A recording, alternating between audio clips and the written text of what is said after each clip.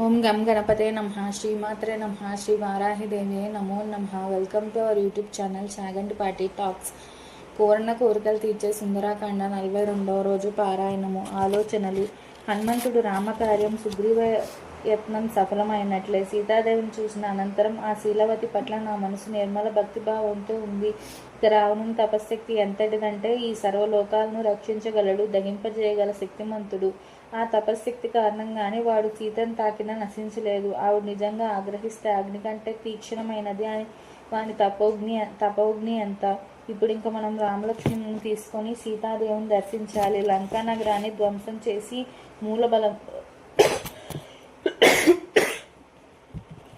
మూలబలంతో రావణుని కడతేర్చే శక్తి నాకు లేకపోలేదు.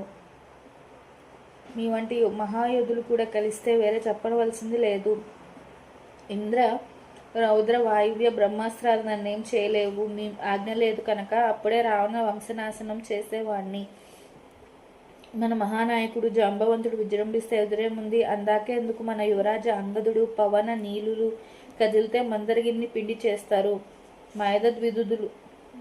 ద్విధులను ఎదుర్కొనే శక్తి దేవదానవ గంధర్వ యక్ష రాక్షస నాగజాతుల్లో ఎవరికుంది? వీరు బ్రహ్మవర ప్రభావ సంపన్నులు, అమృతం అందుకున్నవారు. వీరిద్దరు చాలు లంకను కూల్చడానికి. నేను లంకా నగరాన్ని బూడిద చేసి వచ్చాను. అక్కడ రామలక్ష్మణులు సుగ్రీవ జయనాదాలు చేసి వచ్చాను అన్నాడు. 42వ రోజు పారాయణం సంపూర్ణం. నా వీడియో మీకు నచ్చినట్టయితే లైక్ చేయండి. అలానే మీ శ్రేయోభిలాషులందరికీ షేర్ చేయండి. మా ఛానల్ని సబ్స్క్రైబ్ చేసుకోండి. Please subscribe our channel. జై శ్రీరామ్. Thank you.